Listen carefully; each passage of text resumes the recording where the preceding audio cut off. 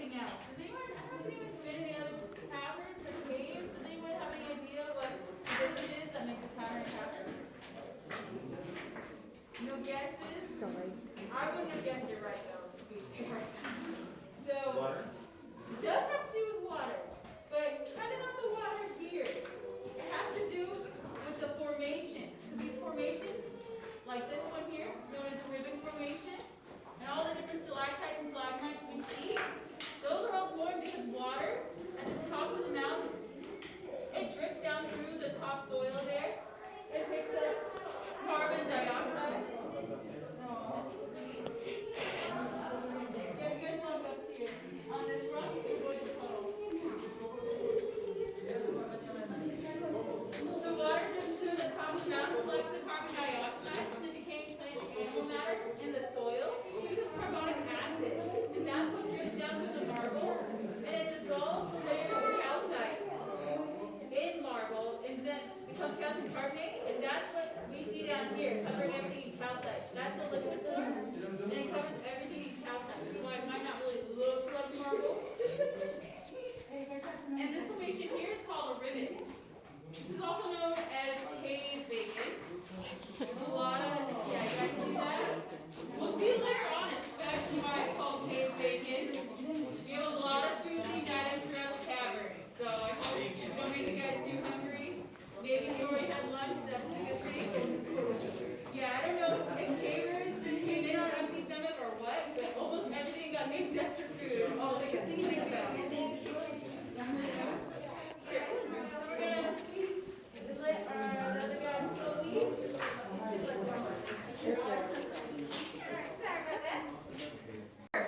Thank you. Enjoy the cavern.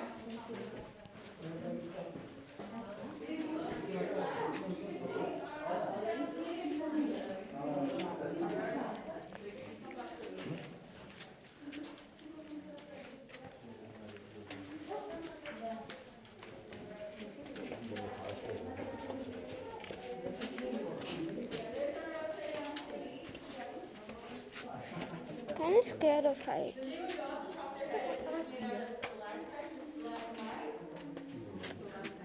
Yes, stalactites. Stalactites hang tight. That's how I remember that. And a stalagmite might trip you. So that's what I use to remember the difference there. Does it look like anybody, like real or fictional cities? Yeah, like just name out some cities. There's no right answer here. Just curious to see what people see. Disneyland? Moscow? Yeah. That middle formation really looks like a castle. Like any Disney castle. Or kind of, a guest pointed out one time, it looked kind of like Hogwarts. Yeah. But some people say Seattle a lot, like the Space Needle. Or like some people say Toronto, some people say Dubai. There's lots of different things you can see in here. You see like the weird like squiggly, this is made out of stalactites, right? You see like this weird squiggly guy in front of the city, and then kind of off some of the stalactites, the formations that are pointing sideways. So those are known as helictites. And it's just kind of weird. It's like the stalactite probably got plugged up, so the calcium carbonate got squeezed out to the side. But it's kind of crazy that they were able to form in a way that looks like it's defying gravity, basically. Instead of forming down, it formed sideways. Yeah, the one in front kind of looks like a little worm. And the formation we're all standing around, right here, you guys see this Y formation? The room is named for this formation, and your hint is food. I already heard it. You said pancake, right? Yeah, you got it right. Pancake. First guess. Yes, this is the pancake formation. So this is known as the pancake room. So there's the butter on top, right? Right? Syrup melting down. So what becomes the calcium bicarbonate? Because this is made out of flowstone. So in that case, the calcium bicarbonate kind of flows over the marble. Yeah, if you guys have your own flashlights, feel free to use them or take as many pictures as you want. You can use flash for those as well. That's not a problem in here. But yeah, this is why it's known as the pancake room. And behind us, we'll just go right to you guys. That's our evil teddy bear. You guys see him? He's so creepy. He's like my least favorite formation, actually. Because he really creeps me out. He's a glowing eye. I can't see it.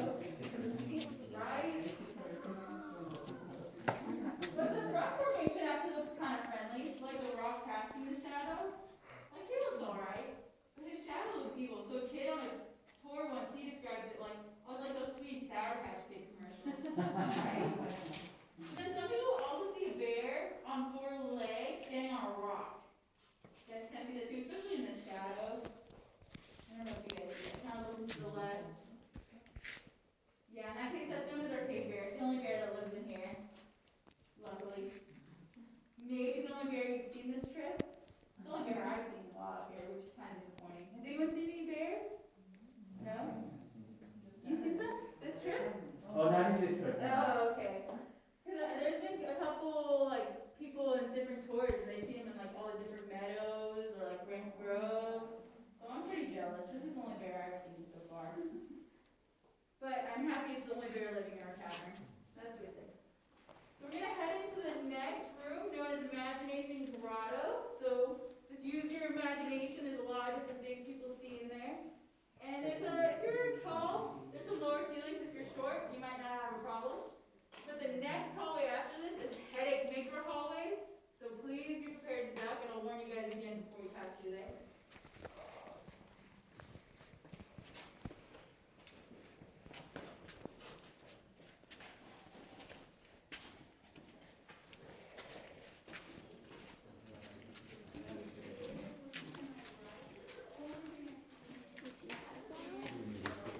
Not anymore. But I did see it.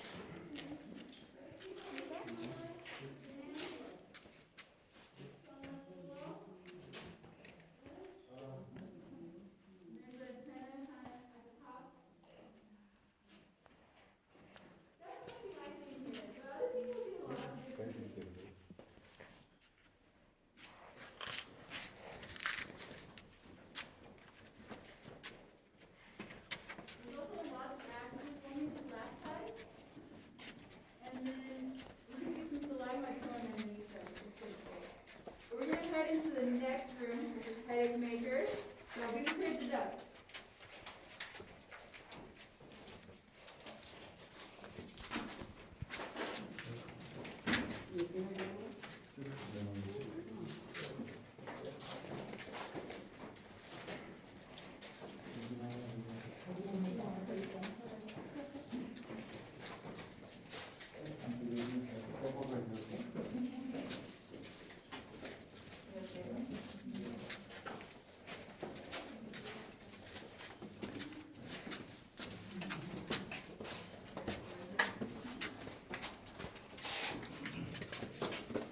Here.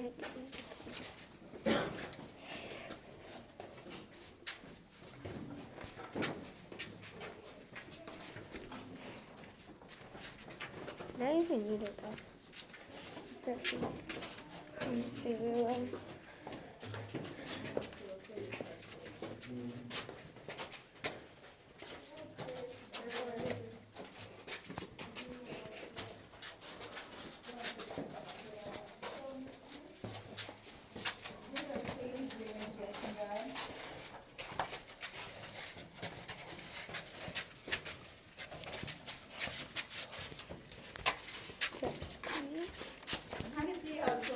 Hollow, right? Can I turn my left through on this side?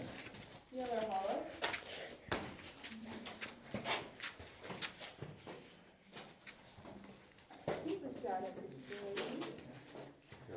So I had one guy, and he was talking about how he could hear when people hit their heads through Headache Maker Hallway, because I was kind of trying to demonstrate how stalactites are hollow. So he's like, oh yeah, I can hear like this hollow ring, like thud that goes out when they hit their heads. And I was like, oh, he's making stuff up, like it's just a joke. But then the other day, a woman hit her head while she was going through, and I was up here, kind of up on the stairs, and I did hear it. It was kind of like a hollow thud sound. So, but please no one test that theory out. Like no concussions in the cavern, ideally. That's the goal of every tour, no concussions. But yeah, as I was saying, stalactites are hollow.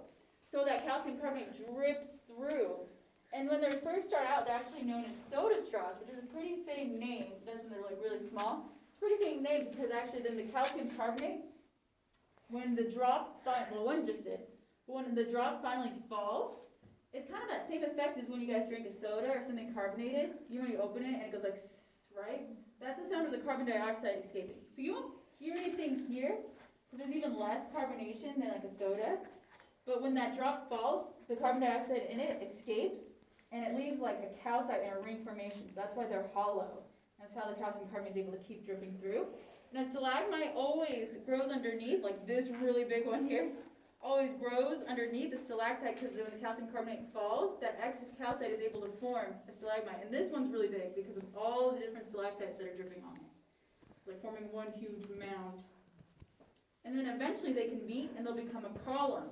We have a great example of that behind you guys, because there's our wedding cake formation. So in that case, to make this, a stalactite and a stalagmite met, and it became a column, but it continued to form because the calcium carbonate got squeezed out the sides, and that's why we have a really nice icing effect. That formation is estimated to be 40,000 years old. Yeah, it's the second oldest formation in our cavern. And if you look to the right of it, you can see glitter falls, a glitter cascade. You can notice how sparkly that calcite crystal is over there. So it must be like being dripped on, and that's why you can really see how sparkly the calcite crystal can be.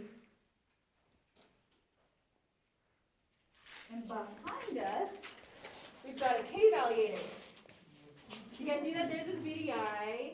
His face, a little slightly deformed, maybe covered in mud, okay? There's his leg, his tail, right? Yes, that's a cave alligator, or calcigator, right? Get it? Yeah? Yeah. Yeah. That's all I can come up with, so sorry, you guys are kind of stuck with me.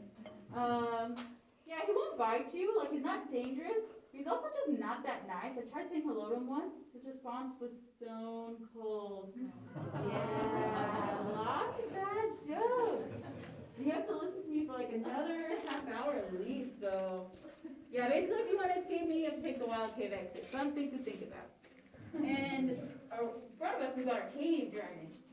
See the head, the body, especially for you guys in front, because I consider this whole thing all the way down to like the stalactites here, that's her wing, right? Yeah, so have you guys seen Shrek? I'll take your laugh as a yes. So that's the dragon from Shrek, right? That's her wedding cake. Right, where is Donkey? I already heard that. Where? Does anyone see Donkey? Wait, isn't he right there? Elephant Dan in the green shirt? Just kidding. That's also a compliment because he is the best character, so never take that as an insult. Definitely the best character in those movies. But I'll have you guys keep moving down. I'll have you those in front lead us down those stairs into the river room. I'll show you guys the stalactites. I think you already saw that they're hollow. I have the people in back see. See how my light's shining through them, right? Yeah.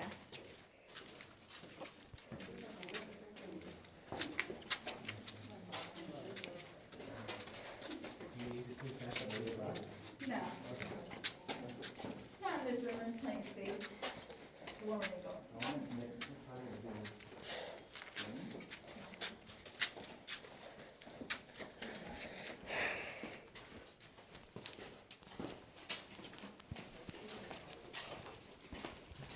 Yeah, so this room we're entering in is called the river room for the riverbed here. It's not a super creative name.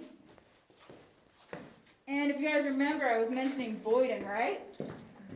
So Boyden, after finding the cavern, in order to take ownership of it, he put a mining claim on it in 1906, but he wasn't actually interested in mining the cavern. He's interested in a whole different type of gold, same gold we're interested in now, known as tourism. So he would get like a group, I don't know if anyone's been to Hume Lake yet. Yeah? So he would actually gather a group from Hume Lake, get them interested in exploring the cavern, and they'd make that trek all the way back up here. Pretty intense trek, and none of the pathways were in yet, because this was from 1906 to 1916. None of this lighting, just whatever lighting they brought. It was a much longer, more rugged tour, and they'd actually spend the night in here. It's all the flat surfaces. Yes, who wants to come back about 6 o'clock, and we'll have a cavern slumber party. Just me? No takers? Oh, so one taker. Alright, sweet. You can't do that. I would probably get fired, but it would be so much fun. I wish we could do that. What I can do instead is I can show you guys the natural state of the cavern by turning off all the lights. It'll be pitch black. Do you guys want to experience that? Yeah.